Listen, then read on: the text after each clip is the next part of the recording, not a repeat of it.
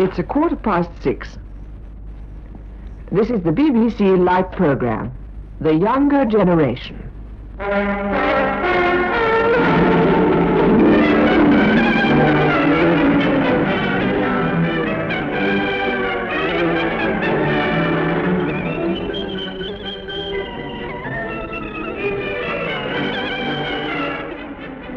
We present Under 20 Parade, a weekly roundup of the news, views and doings of the younger generation, introduced by the under 20s themselves.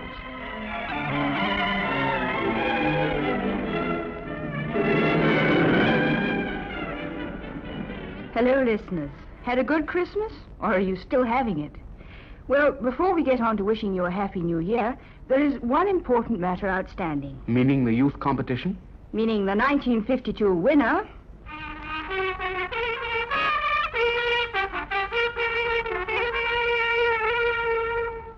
of Parade's Youth Group of the Year. Hey, hang on a minute. Don't go rushing onto the winner right at the start of the program. Let them wait a bit. It's all right.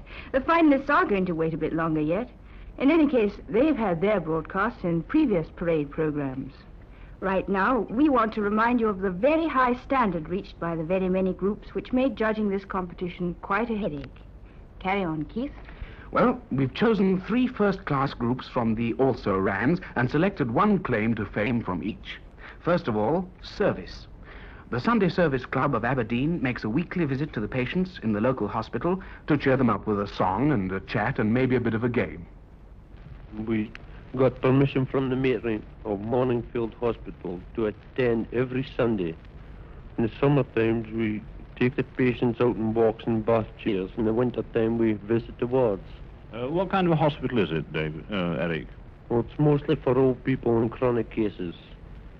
Yes, what time of the day do you go to the hospital? We go up at 10:30 in the morning and we leave at 5 minutes to 12. Well, then I went along to see Frank MacDonald, one of the patients, so that I could get what he thought about these young people coming week by week.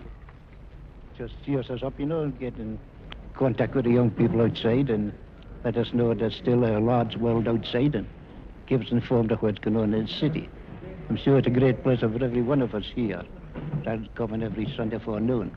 When they do so every Sunday, the bad weather or good weather, they're here every Sunday. We all enjoy it very much.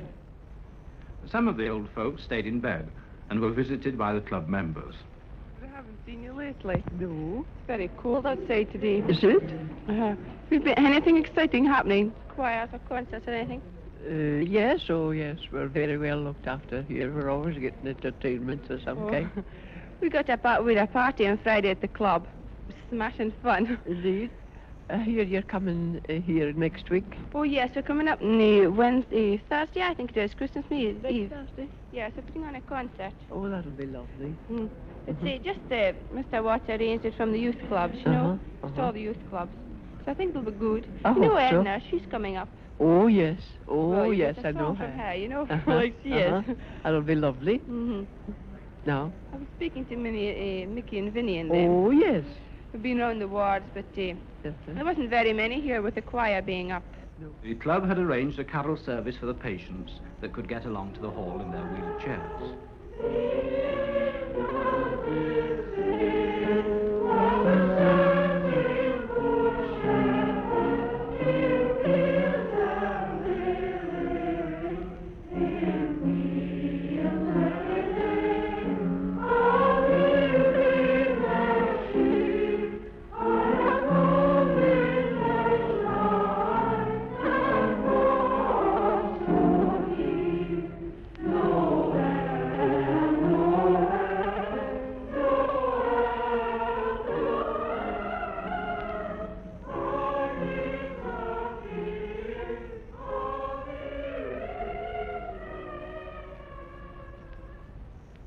And next, north of England, the Hanslip Boys Club of Leeds, who included this piece of self-reliance.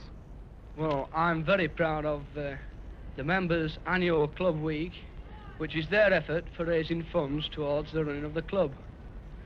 Now, over the last 10 years, this method has brought in over £3,000.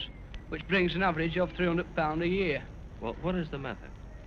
Well, it's like this. The lads have cards, collecting cards, which they give to their friends, only to their friends, and this method alone brought £142 in last year. The club target for this year was £350 set by the lads themselves, and every member took an active part. And we just managed to beat this target by £357. That's a good show. Just how did you achieve it? Well, the weekly programme ran something like this. On the Saturday we had a social and dance. On Sunday we had a club service. On Monday a social and whist drive. And the concert and drama groups gave their show on the Tuesday. And on the Wednesday the Boys Brigade were at home with a display night. Then on Thursday night we had an open night where parents and friends visited the club just as it was, with the activities going, and just over 500 people visited the club that night. On Friday we had an exhibition and sale which raised quite a lot of money, and on Saturday night, the gala night, I announced the total of £357. And finally, enterprise. The British Red Cross cadets have combined training in their own special activity with giving a helping hand in the Cambridge County Maternity Hospital.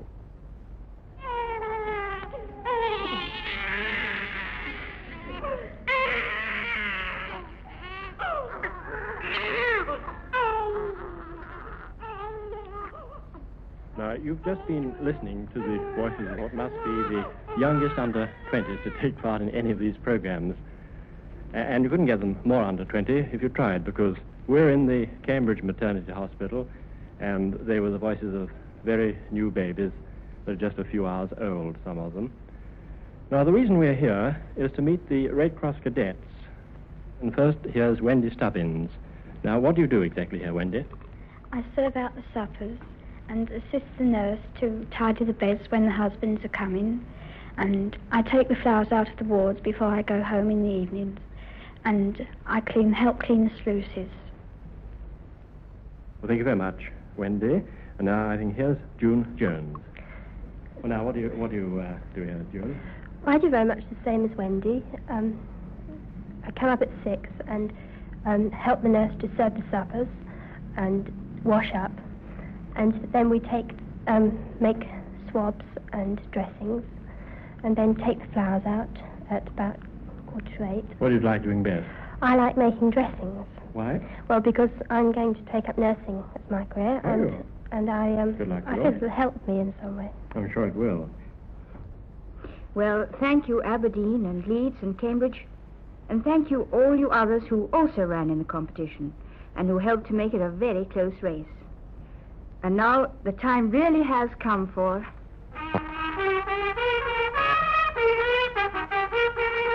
the final award.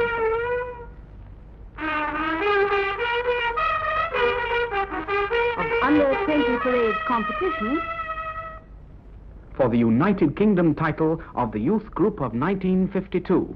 And it's time for us to hand over to the judges, Marjorie Tate and Richard Attenborough. Thank you, Ailey.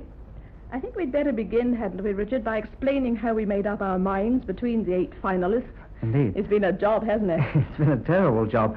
One of the chief problems, of course, was to find some sort of basis on which we could do our adjudicating.